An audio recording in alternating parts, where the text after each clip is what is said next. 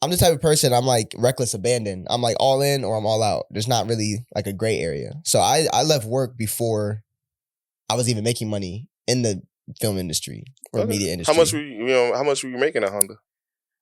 I was making a smooth 85. 85? And you quit that? Yeah, I quit that. Yeah, so... And welcome back to the show, everyone. This is Jamar Denzel from the Let's Get Real podcast. Today, we have an extraordinary talent with us. He's a very close friend. He's a videographer. He's a producer. He's a cultural builder. He is closely connected to a studio located here in Alexandria, Virginia called LED Studios. He's one of the producers on the newest show coming out in the DC area called Metro Ties. He has a lot going for him. We're going to sit here and discuss it today. So, what's going on, my friend? How you doing? What's going on, brother? What's up, buddy? It's been a minute, man. It's been a minute since I saw you, actually. Been a little minute, but glad to be here. Glad to have you on the show. This is the second season for the Let's Get Real show.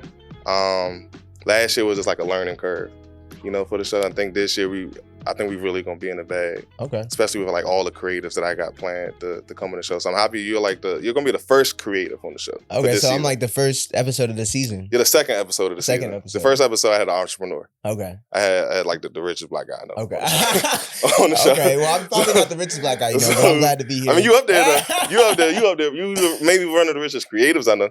We can say that. He's not a creative, but we can definitely say that. We'll say rich with value. Rich with value. We still waiting on the money to come through. The money there, you just gotta go look for it. That's true. The money there is just waiting for you to come. Definitely living and learning, y'all. We're gonna go straight into my notes, man. Okay. So you're gonna go into this icebreaker question that I got for you, okay? All right, let's do it. All right, so the icebreaker for today is, what's one film or project that changed your perspective on being creative, on creativity in general?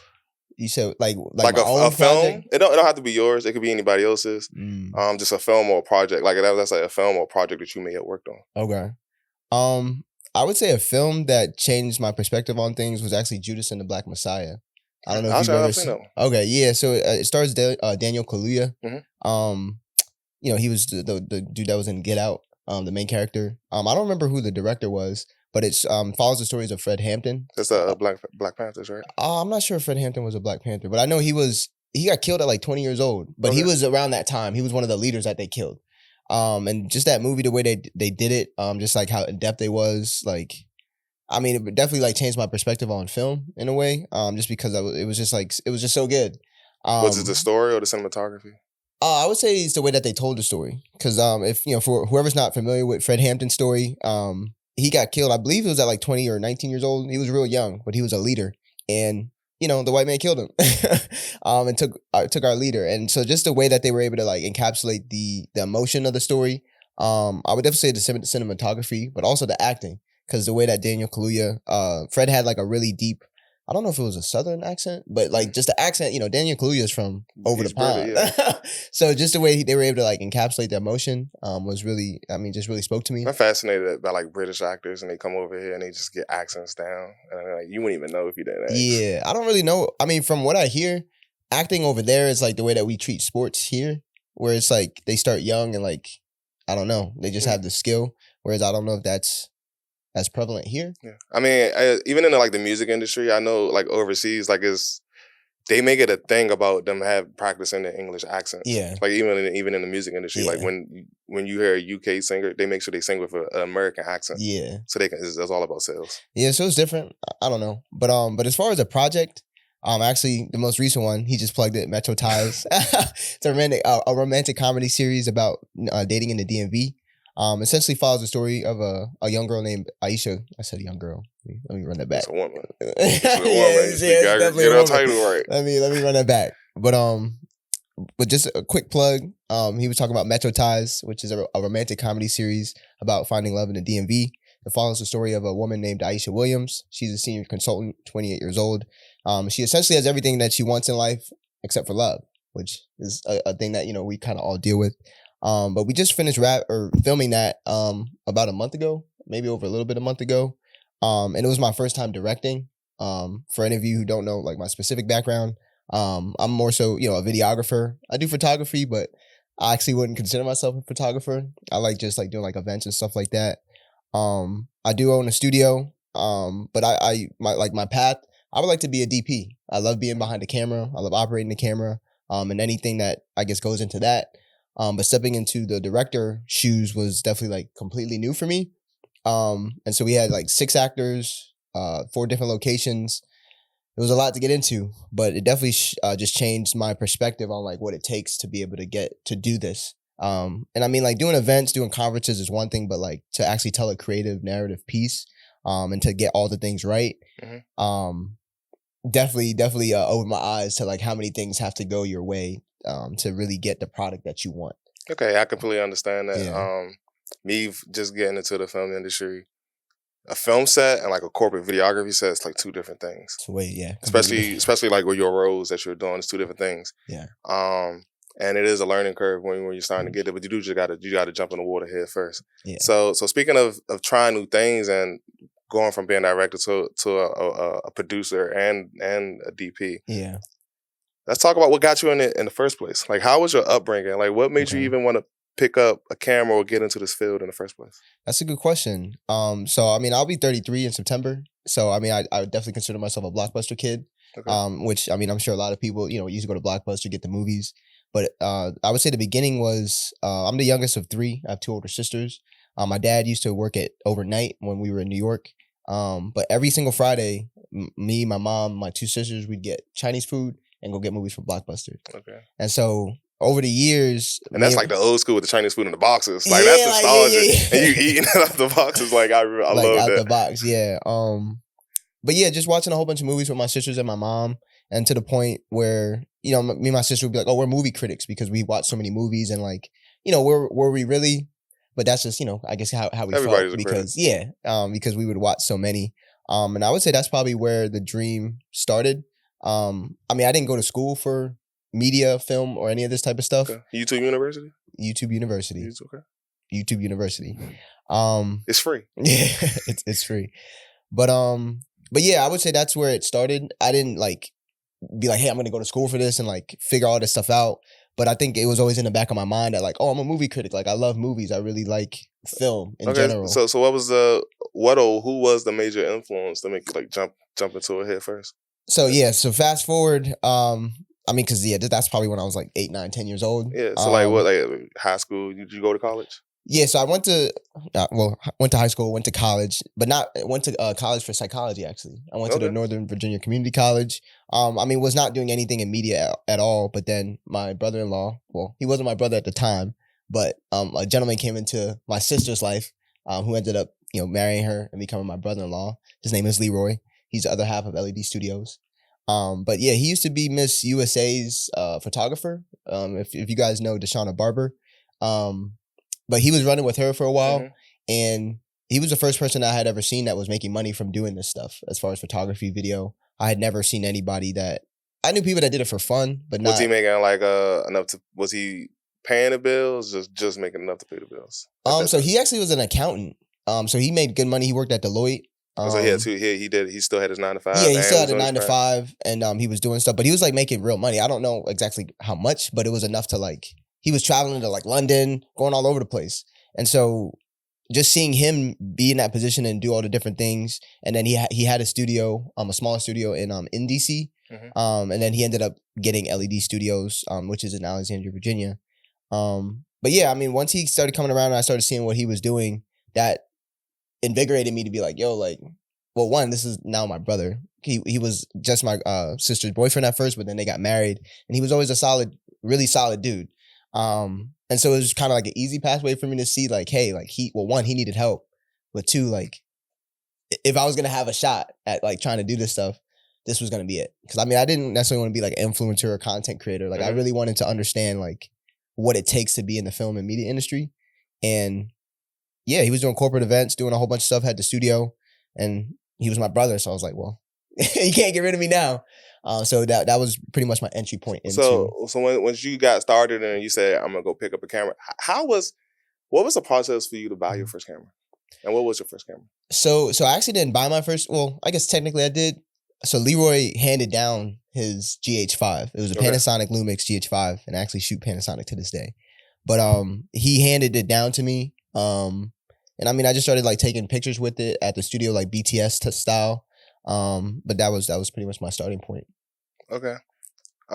So when you got started, you was just immediately working with Leroy and with his clients. Yeah, working with his clients, going to like corporate events, really, I mean, it started at the studio.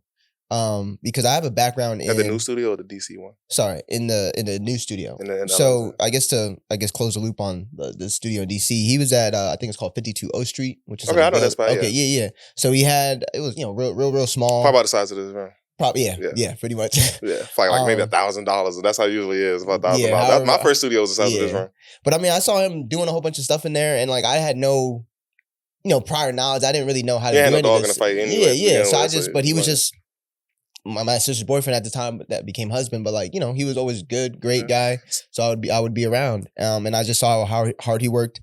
But he essentially rolled that studio into LED Studios. He actually started LED with 2 other guys who ended up leaving, and then I stepped in because LED Studios opened up February 2021. The other 2 guys left in February 2022, and that's when I came in. Okay. Yeah. So how has it been? So do you work solely with Leroy, like as a group, or do you have your own clients now? So technically, no. It's funny because everybody's like, "Oh, like me and Leroy are a pair." So like duo, we are, and I mean, like we are because it's like, well, that's. I get you guys confused all the time when I'm trying to send invoices, text messages, or even like Instagram, like tagging you. I get both y'all Instagrams mixed up. And it's funny, but so no, we're not, I guess, exclusively like a duo. I mean, he is my brother-in-law, my brother. But we technically have 3 different businesses. Okay, so I have my business, which is LED Productions. Okay. Me and him conjointly have LED Studios, which is the physical studio space, and then he has his own production business as well called Repost Productions. Okay. So technically, yes, it's 3 different businesses, but because 1, we're family, 2, we have the studio, and we just get along really well. Everybody is just like, "Oh, you guys are a duo." I'm like, "Yeah," but like, well, we do our separate thing too. Yeah. So how was it for you to find your own clients, like build your own clientele up? It's been interesting because I'm still not at the point where I'm necessarily getting like my own contracts, as far as like to go do events and conferences and stuff like that. I mean, I do, stuff in the studio, like person to person, but as far as like business to business, I still work with like a Leroy, with somebody like yourself. There's a dude named Torrance who owns Noir Prism Studios that I work a lot with. A John. So heavy on associate shooting. Heavy on associate shooting. Thank you, because that's why I just want to plug to all my followers. You can make 6 figures just associate shooting. You can make a lot of money just working with other photographers and staying inside the community, especially if you're not good at talking. Yeah. Or because you need to be a CEO. Yeah. When you're trying to go look for clients, you need to transition from the artist to a CEO, and it's hard for a lot of us to do that. And heavy on the associate shooting. I made 85 to 90% of my money last year on associate shooting. I maybe only had like 1 or 2 of my own clients. It's all just associate shooting, and I'm good with that also because I mean I just picked up a camera 3 years ago, so I'm not like a 10-year vet. I'm definitely on my way, but still a lot to learn. So I'm definitely glad to be able to like connect with a person like yourself and all these other guys that I mentioned that I do have the contracts that I'm able to come learn. And man, I ain't got no contracts either, bro. Don't put me in that boat. I tell people all the time. I mean, I have some, but I live that associate shooting because I got really bad ADHD. Yeah. And it does falter with my business sometimes. I can admit that. I'm gonna do a whole series about it actually. Just to admit my own downfall, because I self-sabotage a lot. I mean, we could definitely lock in on that because I feel like you feel like you self-sabotage too? Yeah, 100%. Like even when you're trying to go look for new clients, because there's always that thing in your back of your head. It's like, am I meant to be this part, to play this role? Yeah. Am I really the leader of this thing? There's always those questions, does this person really going to trust me with their business? Okay, yeah. Like those type of questions. Jeez. That's always in the back of my head. Yeah. Oh, do you have anything similar? So I would say that plus I'll get the business, I'll have the client, but then it's like I'm ready to go get a new client. It's always the next one. Yeah, and then I probably don't do as well as I can with the relationship. Yeah, with the relationship to be able to like hold it strong, which is it's kind of weird to me because I'm like, why am I like this?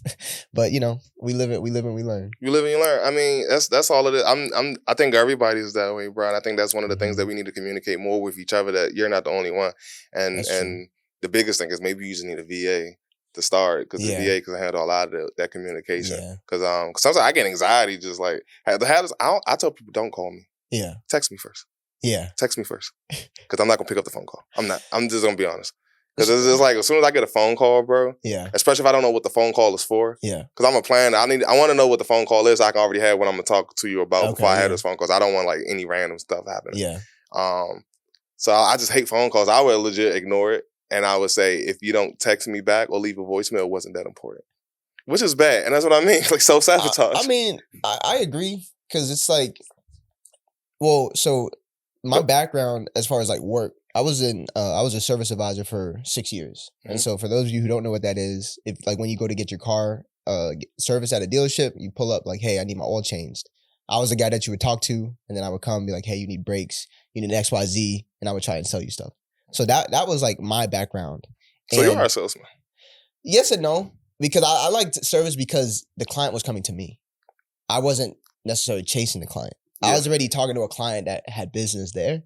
And so like, cause I hate cold sales. I'm not the salesperson that's like, I don't care how you feel. When I was a car salesman for like a hot second, I just never could get around like, I know I don't want to be called about a car that I don't want. So how am I finna call these people about a car that I know that they don't want?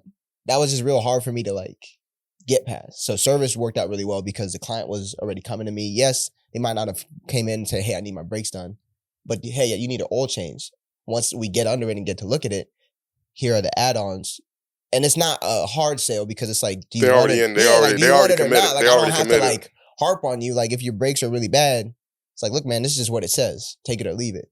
And so I essentially just found myself in being in that space. It just taught me to it taught me a lot about myself to understand that like I'm not the person that's gonna give chase.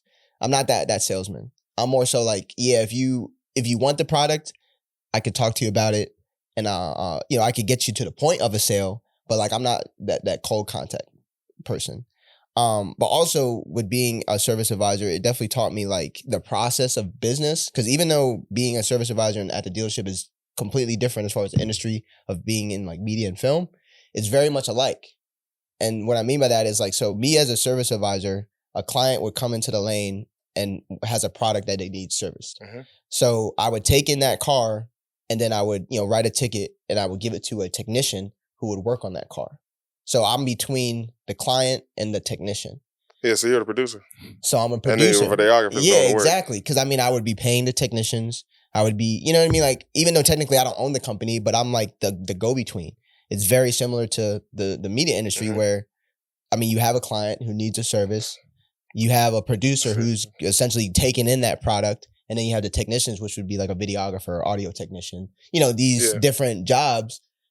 But in this industry, in media, it tripped me out because we're doing it all.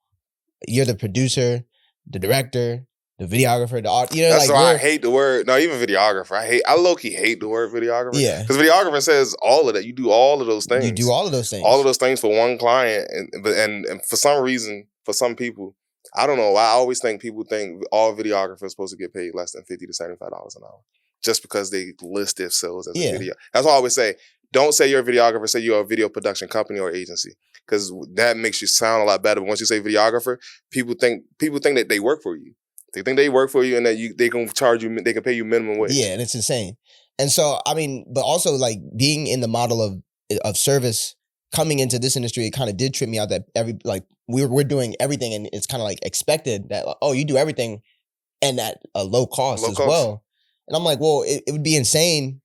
Well, if you go to an actual dealership where, it's, I worked at Honda, so that's a huge brand. So if you were to go to Honda and go to get service, and the same guy who came to talk to you and say, hey, I'm taking your car is the same guy that's going back there to work on it, you'd be like, what the hell's going on? Why? Like that doesn't even make sense. Why would the same person that came to me to talk to me in the lane is now back there working on the car? You could have a business model like that, but you wouldn't get anything done. I mean, it wouldn't be fast. It wouldn't be a lot of money. If you go to a mom and a pop shop, like a gas station, at the client, as a customer, I would actually appreciate it. You would appreciate it. As a customer, I would appreciate it. Great. But from a business standpoint, from a business standpoint, if we're talking about scaling, if you want to, like I said, be a mom and pop shop, a gas station, that's cool. Yeah. And you would expect that. Like, okay, like it's not going to be that fast because like we're on the side of the road, like whatever. But if you want scale, if you want efficiency, you want it to be fast. The reason that I'm in the lane and there's a technician working on it back there is because once I take one client and I'm on to the next one. And that's how business generally operates. So yeah, being in the media space where it's like, oh, I gotta talk to the clients, do the work, and not just do the work, but like do the editing on the back end as well, and then still be expected to get 3 stages to it. yeah clients. Well, that's like a backwards equation. And I mean, of course, we do I think it. that's why a lot of us fail. Yeah, we do it. But that is, I believe, why a lot of us fail. Because it's the scalability of it. Yeah. But speaking of all, like, I like how I love it when a guest always transitions for me. Okay. You talked a lot about like the roles and titles and things. Yeah. So speaking of, we're going to go ahead and jump right into our sponsors of today's episode. We have 2 sponsors for today, which is, of course, the first one is Studio Space DMV, which is located right here in Alexandria, Virginia. It's a 2,500 square foot facility, and it has about 2 different rooms that you can shoot in. We have had a lot of different people come shoot here inside of this space alone, besides me. I'm probably going to be the most famous person, of course. But it's a great space. Make sure you guys check it out. StudioSpaceVA.com. They are also on PeerSpace.com. I think they won a couple of awards on PeerSpace for the last 2 years, I believe. Your studio as well. A couple of awards. Yes, so make sure you check out LED Studios and Studio Space VA. And then we have a second sponsor, which is a new sponsor, is a new friend of mine. Yeah, I'm excited about this. Yeah, Censored. We have a new company called Censored. It's a company made for creatives. Not just photographers and videographers, but all creatives in general, especially in the film industry. Yes, sir. So they actually wanted me to give you this first shirt. It's a one-of-a-kind producer shirt. Oh, man. I hope it's your right size and everything. I appreciate you. It's a lot of merch. Okay. I hope you got some sweatpants to check out. It's not for you, though, but I got some because I know you said you wanted the sweatpants. You can check out the sweatpants today. They got a lot of different hats. So producer, baby. Yeah, so the goal of this company is like I said, we do a lot of second shooting or associate shooting for other people, and it's like how you have your LED shirt on today. I want you to come to my set with that on. Yeah, you can plug it. You can plug it down, but like I want you to come to my set. Yeah. To and rock your brand when you come. Do you do that? You said, do I come to other people's set? Wearing your brands. I do. Yeah. I do. Yeah. See. Next time you come to one of my sets, you got one. I'm gonna have a videographer and photographer on for you. I'm gonna get you one that says photographer or videographer. Get me right. I'm gonna get you right. So, because it's like you worked at Honda, you couldn't go to Kia, and you probably could, but they're not gonna want you to wear a Honda shirt. Yeah, nah. So that was the same concept for this company that was created, and they really wanted to. I talked to the owners, and they really wanted to be on film sets. Okay. So I believe Metro Ties might be having some things coming through for the next season. We're gonna talk about Metro Ties later on, but. They're gonna have like director. We already got producer. They're gonna have like makeup artists. Like every single role on the film set will have his own shirt. That's lit. Or a hoodie or different type of gear. So make sure you guys check out Censored. They're dropping very soon. I don't know when this episode is gonna be up compared to their release date of everything, but it's wearecensored.com and it's official censored on Instagram.com. Make sure you guys check them out. Nice. All right. So we did a lot of talk about the business world. Mm-hmm. Let's digress a little bit and talk about balance. How do you balance business and like life and art in general? Like, do you consider yourself like a true artist outside of working through art? Because that's the thing. I always feel like I'm lacking. Like I've been jealous of you guys working on Metro Ties actually. Because I guess that is considered a passion project. Yeah. Because you're not getting paid for it yet. Yeah. Not yet. Not yet. Not out of you. So that is, I guess, technically a passion project. So I am a little jealous. I'm envious of you guys. I haven't shot anything like that in a long time. Okay. I've been like really focused on corporate work and grinding, making money. Gotta pay the bills, man. Gotta pay the bills. You gotta pay the bills. So how is that for you? How would you talk about the balance between life, creating art, and working for art? I mean, me personally, I would say there isn't any right now. Okay. Just to be like upfront about it. Because like I said, I just picked up a camera 3 years ago. Just jumped into you still in that grind mode? Mm-hmm. Still in grind mode? Yeah, still. So essentially, I'm still in grind mode. Because I mean, I'm the type of person, I'm like reckless abandon. I'm like all in or I'm all out. There's not really like a gray area. So I left work before I was even making money in the film industry or media industry. How much were you making at Honda? I was making a smooth 85. 85? And you quit that? Yeah, I quit that. Yeah. So, and I mean, the reason I did, like I said, I'm kind of like, I'm all in. So. Did you have a girl there? I did. How'd she feel about that when you just dropped out? So she wasn't my wife at the time. She now is my wife. So shout out to Shay, wifey. She was real supportive. I don't think she fully understood, I guess what came along with that ride. Because she I've always wanted to be an entrepreneur and like, a business owner. My grandfather, he's from the Caribbean. So Carriacou to be exact, he has a small shop out there called Bossman and Sons. So growing up, I saw like my uncles and stuff be entrepreneurs and business owners. So that was like a aspiration I always had. So literally the second that I saw like Leroy needed help with the studio and that I had a place I could physically be every day, I was like, I'm out. But also I'm like pretty analytical. So I'm like, if it takes 10,000 hours to become an expert, if I'm working 40 hours a week and I'm putting like 20 hours, 15 hours in my business, and like this was an equation I literally did. It'll take 7.5 years for me to get to 10,000 hours if I do like 20 hours a week. But if I were to leave my job and put in, theoretically 60 hours a week, which technically now I wasn't putting in 60, but essentially putting in all my effort into being a business owner, it'll only take me 3.5 years to get to where I'm going. And so right now in October this year will be 3 years since I left work. And it's funny because that means next June or so would be 3.5 years. And based off of where I started to where I am now, I'm like, I don't know, my equation is looking pretty good. Like, no, I'm still not where I want to be, but I'm not making $0. Okay. You know what I mean? I've been able to leave my job in October 2022 and haven't gone back. All right. We in the 6-figure club yet?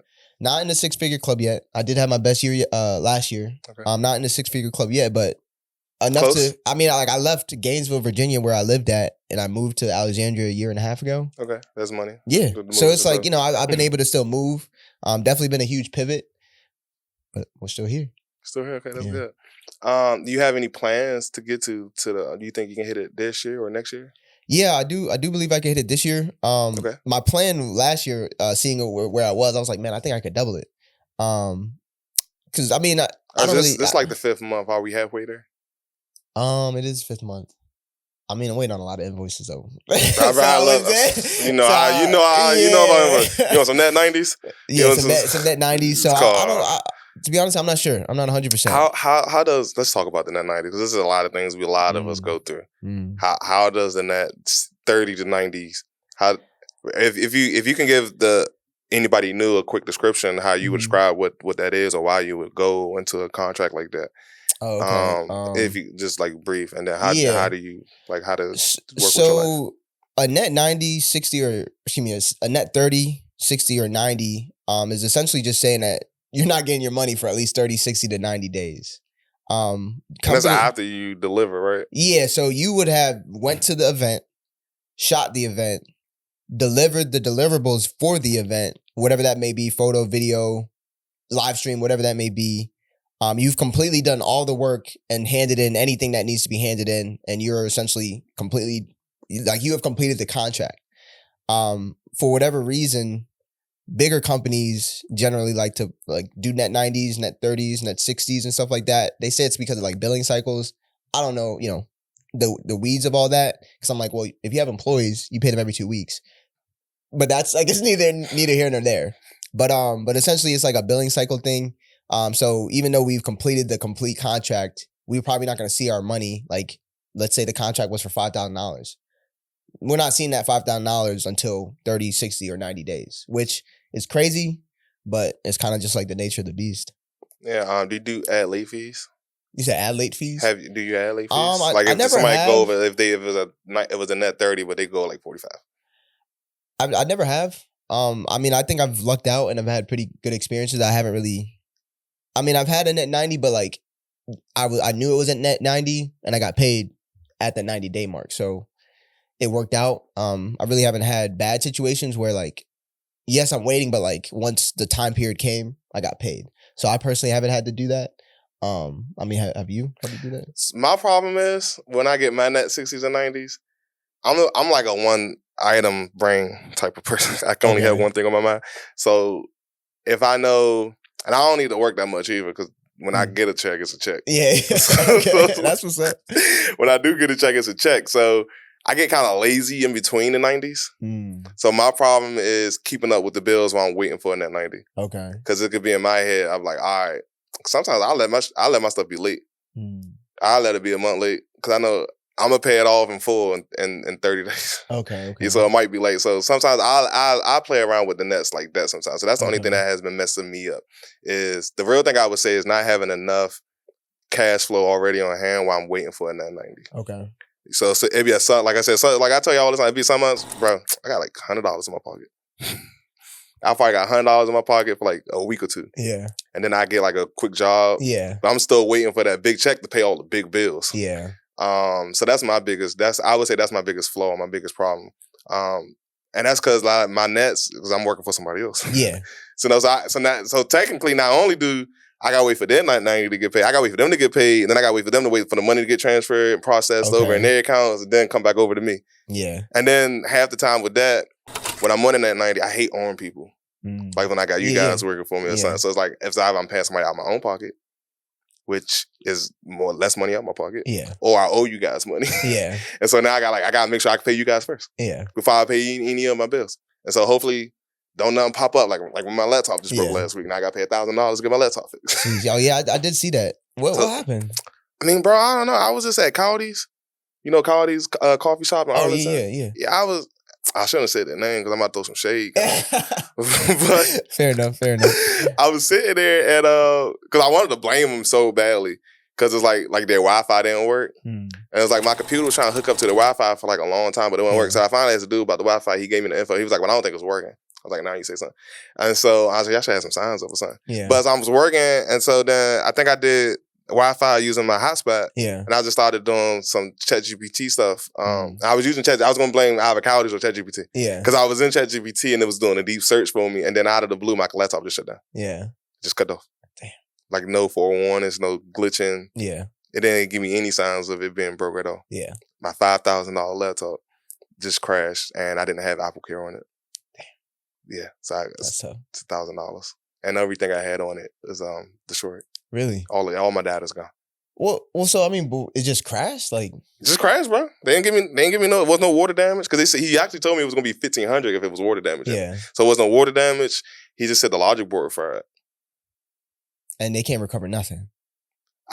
They told me initially. He told me he couldn't recover anything because he said it's a fried logic board. They're gonna replace the whole logic board, and I haven't gone to go pick it up yet. Yeah. So I'm gonna go pick it up on Thursday. I'm waiting for a check to drop. Okay. Because I don't want to spend it out my pockets. I'm waiting for a check to drop, and I'm gonna so fun fact: did you know you could lease Apple products as a business? I did not. Do you have to have your full EIN and TIN? Yeah. You have to have your EIN. Is it through Apple or it's through Apple? Well, that's a good question because I guess technically it's the bank that I go through is called First Citizens Bank. Okay, but I had to go I went through Apple, but I guess it's like a third party company on the back end. Because that's actually how I got I have a Mac Studio and then the laptop and I like fully spec'd it out. I mean, this was like 2 years ago, but I'm actually just about to finish paying it off. But, so it's like the rent to own?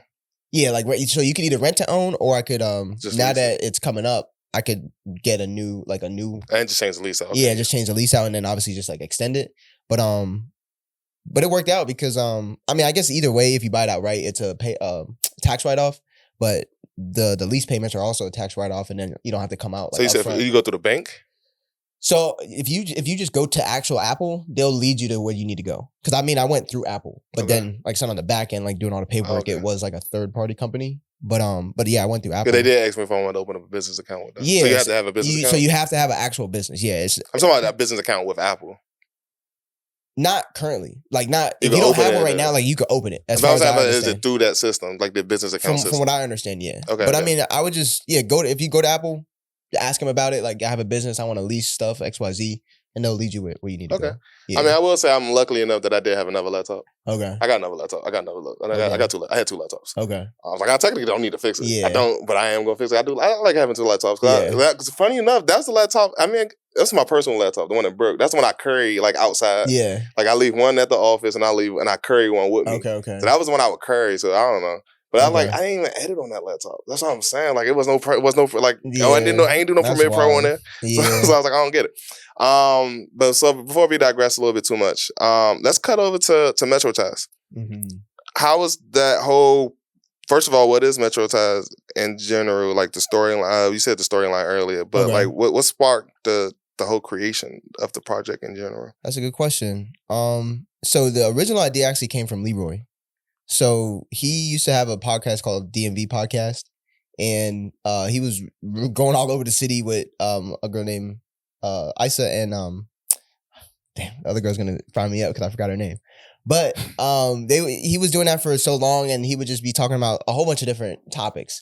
But I guess he would see like the dating climate, because he was going around the city and seeing a whole bunch of different things and how people wanted to talk about dating. So that's really where the idea started, and that was way before I was around. But I'd say probably about two years ago, he had mentioned the idea to me, like, hey, like we should do like a show or like a short film about dating in the DMV. And then we kind of just, let it sit because, we're focused on paying the bills and doing all the other stuff we got to do. And then what happened? Oh, yeah. So our boy Jabari, Jabari. Yeah, everybody should know Jabari too. He was on episode 3 of the Let's Get Real podcast. That was last season. Yeah, shout him out. Shameless plug, Masscom Guru Productions. That's our boy. He's actually the DP for Metro Ties, so it's not just random. So last year, I think in April at Eaton, he had like a film screening event. And he had a film called Bozo that he screened. And that just really inspired me and Leroy because it was like, oh, like this is another one of the people in the community that we know very well, that we work with, that we, break bread with and make money with. But he was doing this creative project. His own creative. Yeah, and not only that, like it was a whole event. And he had, I think, like 4 or 5 other people come and screen their films. And I personally had never been a part of that. And I was just like, dang, like this is somebody we know though. You never did like a film contest at all? No, I never did. Like, I mean, I'm just brand new to media and film in general. Like, I watched brand a new lot. 3 years in, and I already got. Is it a series or a show? I mean, is it a series or a movie? It's a miniseries. It's a miniseries. It's a show. But yeah, Jabari already 3 years in with it. I ain't have a show, man. Y'all talking about side? The grass always green on the other side. Man. God is good, man. So I mean, to put the story in full, like that inspired us. We're like, hey, let's go ahead and execute on the idea that we had. And so this was, like I said, I guess like maybe April last year. How was it? I just want to get all the questions that I know creators would want to know. How was it forming the budget for that and putting the project? Like the biggest thing is paying for the project. A budget? Y'all thought we had a budget? Was it a budget? It looked really good. Everything looks really nice and professional. Is that all? Just everybody just helping in and going with the dream? We are blessed to be a blessing. So, I mean, that was just all community ties, brother. Like, literally, I mean, Jabari has, amongst all of us, we have all the gear that we need because this is what we do. So, yes, even though, like you said, corporate versus, like, narrative is very different, but we do have all the gear that's necessary to be able to accomplish this. But outside of that, through LED Studios, we had already, like, garnered enough community and, like, city love, essentially, that it was the first time asking for favors. Yeah. And so people, I mean, and my philosophy is like the first one's free. That's the way I operate. Okay. I know everybody. Because I be wanting to do stuff, but I hate asking people to do stuff for free. And I don't think, in my head, I don't think people just gonna come up. Yeah. And it's funny because, did you guys, Jabari felt the same way. And without putting out too much business, but like he felt the same way.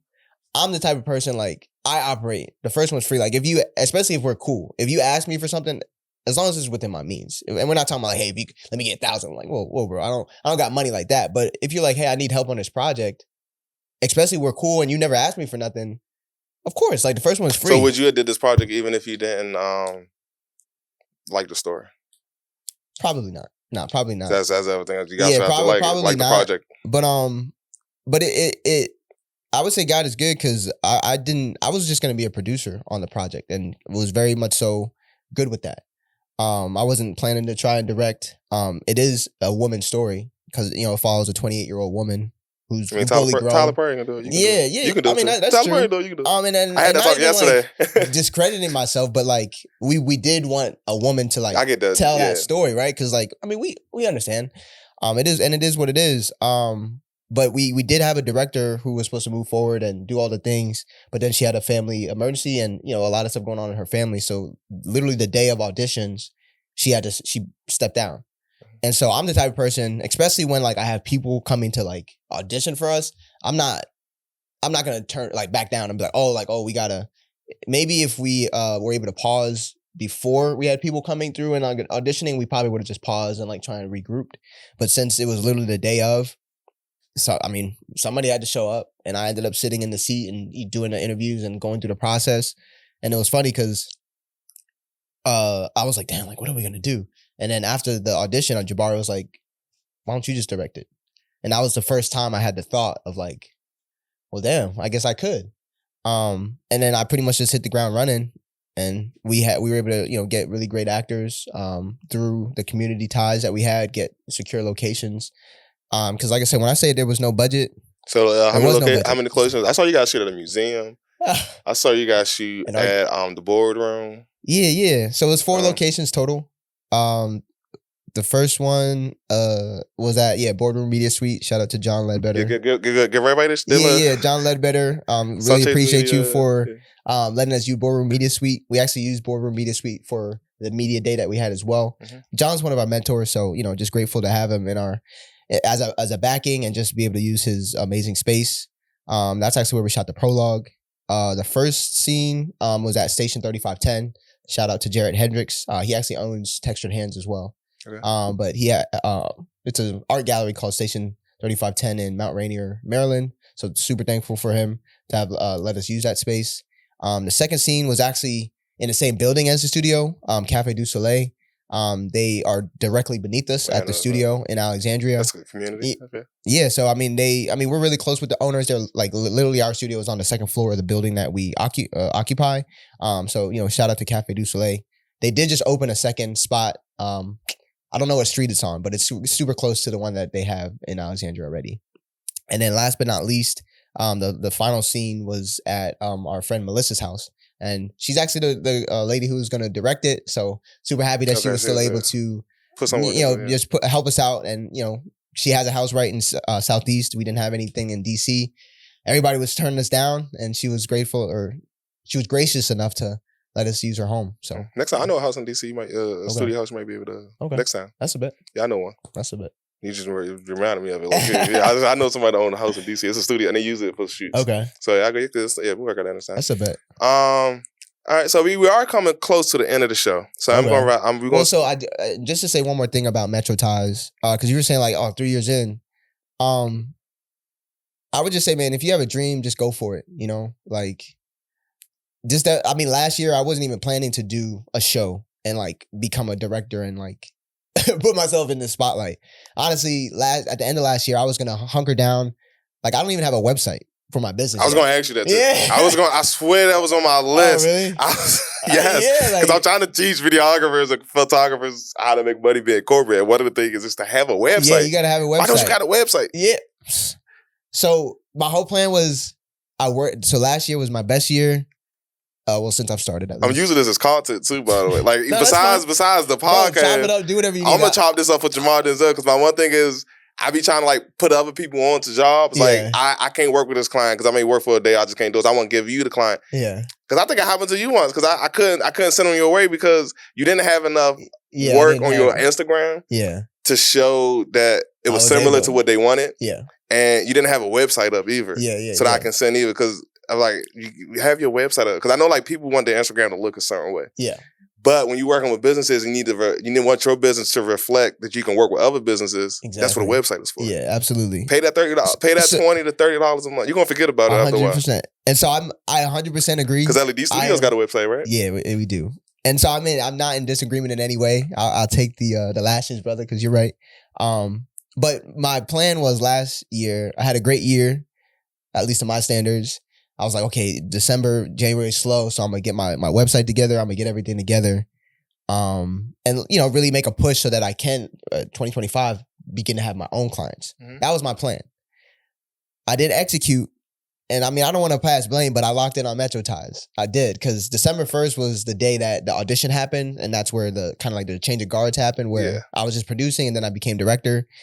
But I literally locked in to Metro Ties for 3.5 months. Locked in with the actors, locked in with everything, logistics.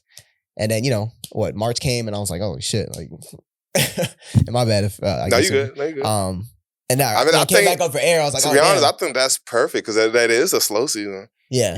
From December to March. Yeah. I think that's but I didn't get my website together. So now, you could have. Even though now it's busy season. So I'm like, because now I'm juggling busy season, Metro Ties, and trying to do the stuff I should have done. And life. Like, I miss my wife, all that type of stuff. Your boy's married. So don't even worry about it. But yeah. But I will be getting my website up. Jamar is right. So just But go no, ahead and you was listen. telling, yeah, I love it. Like you got to transition on your own because I was gonna say you got a message to say to the people. Okay. You kind of just said that already about if you got a dream, just do it. Yeah. So I highly respect everything you got going on. The community you guys are building. Appreciate it. Nah, bro, like it's needed. I have talks with random people all the time, bro. Yeah. I was talking to a dude literally like on Friday, I think. He was saying he like from Richmond or something. Yeah. And he was saying because I started talking about numbers. I don't care about numbers. Yeah. I don't care. So he was like, bro, it's just like, he's like, people don't talk like this. He's like, I ain't never heard nobody saying they make numbers like that real. either. That's real. Especially in video, especially where he from in VA. Because he was like, we can't make enough like that there. I was like, you can, it's just like the clients. And hearing another person say, you can't, I do it. Yeah. Because I was like, that's all it is. So these talks, this conversation, this is, I think this is everything that the community needs, not just in the DMV, but like all over the world. Because it's crazy when you think art or video, the first thing a person, especially like a neurotypical or regular person that's not in this community, they think you're not gonna make enough money. Yeah. But you can. Yeah. Because there's enough money in this world for everybody. Even during this recession, it's slow right now. Yeah. But it's still enough. Sometimes it is about doing things that you don't want to do sometimes. Because everything's not going to be fun and creative. Yeah, definitely. Yeah. But it was great having you on the show. Appreciate you. We're going to wrap up here because I'm pretty sure I'm going to have you back on the show again. I'm actually thinking about just having the Trinity on the show. Okay. Maybe you, Leroy, and Jabari. And you Okay, guys can we can do it. I would love to do it like a Metro Ties segment. Yeah. No, we definitely can. Just to even talk about like the building, like the process of like starting it and we got deciding who you. Roles or who, because I think the logistics of just working as a team with different personalities and putting something together. I think people want to hear those things because everybody wants to do their own creative projects, but they don't know where to start. So we got something for you because we actually put together we call it our production Bible.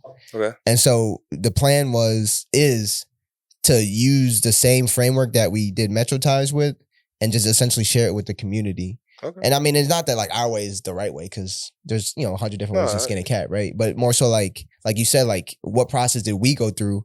And so now we have our own process and then anybody who basically messes with us, like here, because I'm like, I mean, as a big business, they have SOPs, right? They have guidelines. So it's like, well, why don't we? Why don't we? Yeah, especially like this is the type of stuff. And I mean, because it's definitely not easy. It's not easy to rally the groups and ask for favors. It's not easy. Yes, we did it, but like, it's still not easy. No, in the process, because it's like you guys probably had like a template made to ask for different locations. Yeah, like a media kit. Yeah. So this is what we're working on. This is the project. This is what we plan on featuring. And this is where your location be featured at. Yeah, you probably gonna have like the all locations in the credits and things like that. Yep, and that way you can push it for the next one. Nah, I think that's a great idea. And it's funny because me and Jabari are both Virgos, so that organized. Worked. Yeah, that worked.